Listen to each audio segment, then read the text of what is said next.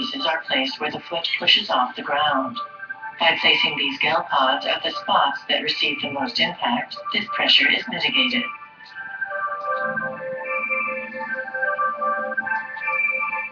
On top of that, some perpendicular grooves are set into the sides of the sole.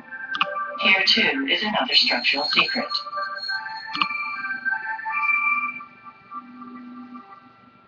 This is the shear deformation system. The second structural secret, the shear deformation system.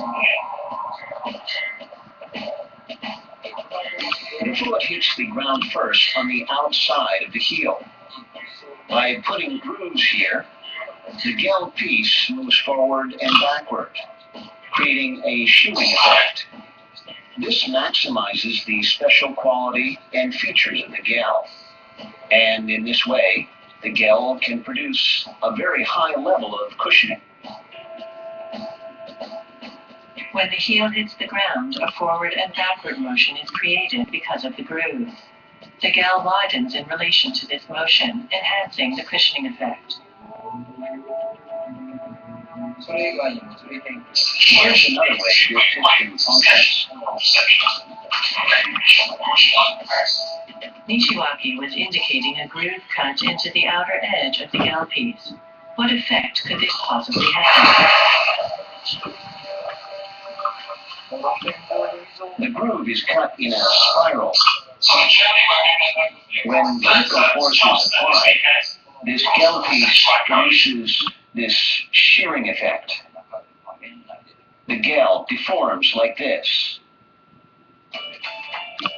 Because of the spiral-shaped cuts in the gel piece, the twisting torsion is produced when vertical force is applied. This further enhances the absorption of force. This is one example of the shear deformation system. There's one more structural secret produced by well-placed grooves. A large groove runs lengthwise along the center of the bottom of the sole. This is the guidance line. The third structural secret, the guidance line. The guidance line follows the trajectory of the locus of a person's body weight from the time the heel hits the ground until the foot propels the body forward. The guidance line runs along the trajectory of the central force that impacts the sole. What effect does it have? When we run, the weight of one's body makes the sole bend. By putting a big groove down the center of the shoe, the middle part can bend. It bends like this. When it does this, you can run with more stability. As the locus of the body weight moves along the center of the shoe, the middle part yields a bit, functioning as a guidance line. It is functioning to relax the sole and create a space-time smoothing force. Because of this, the entire sole becomes more stable.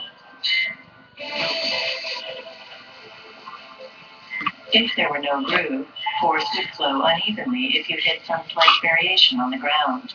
This would make it unstable. This is how guidance line works.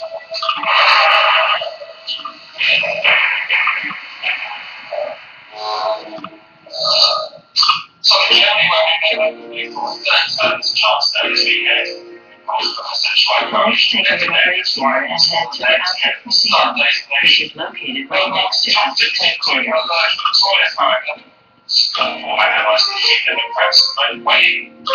In one section of the museum, there's a display of the Gal Cayano series. Let's see how the Gal Cayano series has changed over its 19 generations. Each generation has had a different theme and motif. The theme for the first Gal Cayano shoe was armor, and its motif was a stag beetle. Other motifs were the mantis, supercars, and an assortment of unique things. We designed the shoes in order to make customers say when they first saw them, "What's this?" or say, "I was really impressed when I tried these shoes on." Design should arouse those kinds of emotions. With his own design concept, Kayano incorporated a new idea for the 9th generation of Gal Kayano. My idea actually was to use Chinese characters.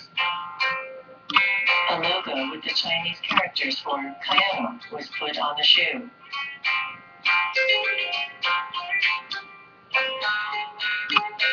Because of sudden interest in Chinese characters abroad,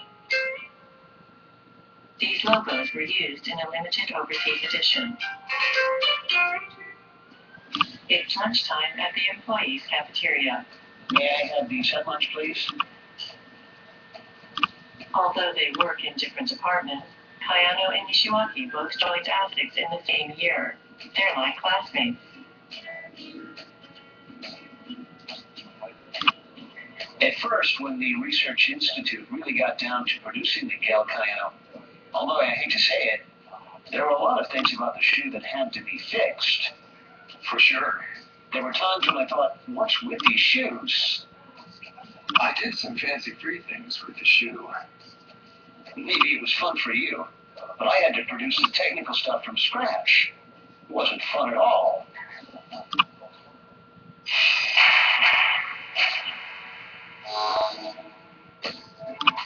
Let's continue. We should talk about the shoe last, a model of the foot.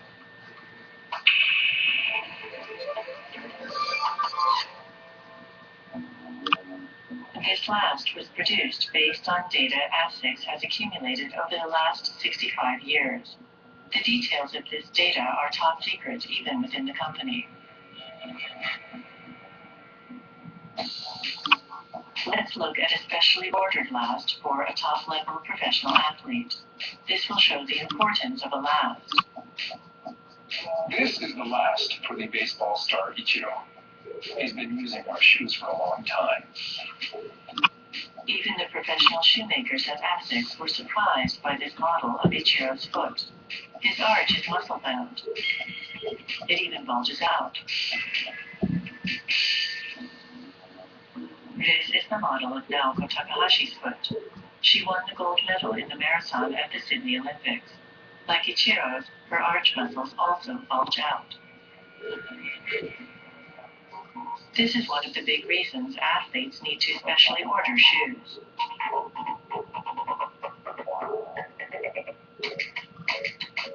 ASICS also provides a service to average runners to help them find the shoes that suit them best. Worldwide flagship stores have three-dimensional foot scanners that anyone can use free of charge.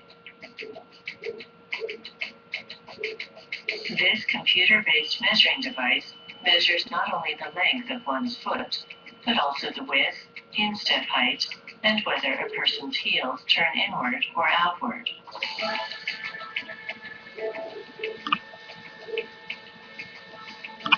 Using this data, shoes are suggested that best suit the customer's own special characteristics. People tend to choose shoes only by the shoe length, but ASICS offers 3 versions of the same model in different widths.